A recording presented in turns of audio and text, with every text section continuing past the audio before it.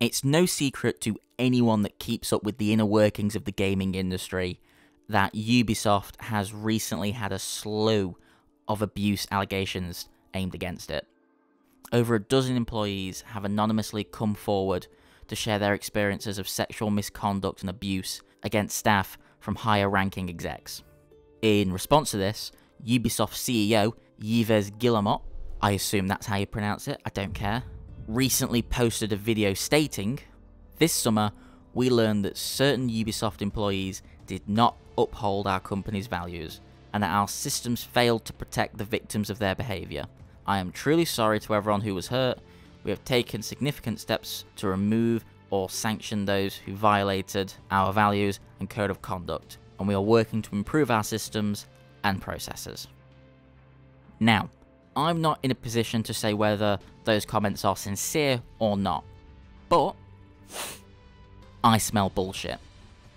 Over the past few months, Ubisoft has proved through its actions that it gives zero shits about the physical and mental safety of its employees outside of the negative PR it generates.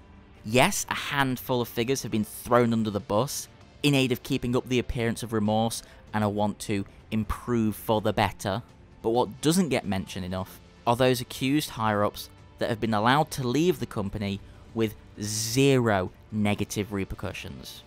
We need to keep in mind that these people are not victims. Yes, they've lost their jobs, but they're still rich and powerful millionaires that have to be held accountable for taking advantage of the actual people they have victimized. I'm not going to spend all day listing the reasons why Ubisoft are the worst and absolutely do not deserve your pity. There are better videos from people with much more insider knowledge that you can watch for that. Instead, I want to take the time to implore you not to buy any new Ubisoft games. For me, this specifically means Watch Dogs 3. Ubisoft are more than happy to let a few people leave and publicly shame previous employees that are more detrimental to their image in light of accusations, all while preaching on social media how they're dedicated to doing better and taking steps to improve safety. But that is all a front. Ubisoft will actively make those changes as long as these issues are still in the spotlight, and as time passes, people will move on and Ubisoft will gleefully slink back into its old ways. If you Google Ubisoft, not a single mention of the abuse comes up on the first page. The public are already moving on, and so is Ubisoft. Far Cry, Assassin's Creed, and the new Watch Dogs are all gearing up for a release, and they need us to have forgotten about these allegations before then to maximise their sales. So they'll play along, all while hoping it all goes away. And we shouldn't let them. There's only one way to get a big, greedy company like Ubisoft to listen. Vote with your wallet. If these events pose a threat to Ubisoft's bottom line, you can bet they'll put a whole lot more effort into creating a safer work environment. And I know it can be difficult not getting a game when you've been looking forward to it. I'd say if it was Assassin's Creed or Far Cry, you could just play any of the previous ones, since they're all the same anyway. But I don't imagine that argument would hold up against someone who's really hyped for the next 20 hours of climbing towers and capturing bases. So how about we come to a compromise instead? Wait a few days, let someone else buy it, get bored with it, then pick it up pre-owned from anywhere that ensures Ubisoft doesn't see a penny of your money.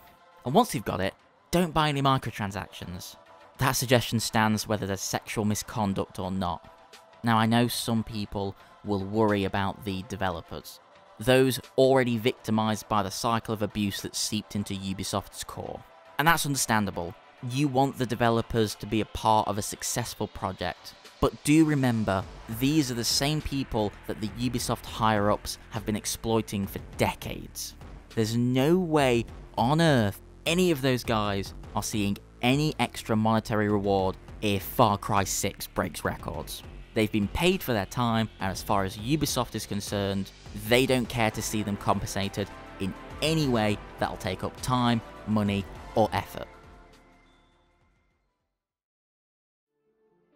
So, despite looking forward to Watch Dogs Legion, I won't be buying it. Nor will I be buying any other of Ubisoft's other releases until significant changes have been made to the inner workings of that company.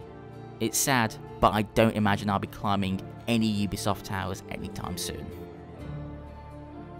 Hey guys, thanks for joining me to the end on this one. It's a very different type of video to the ones we usually make, but we felt the need to share what we thought in the hopes of playing a part in keeping these awful events in the public eye. Thanks for watching, and we'll see you in the hopefully more upbeat next one.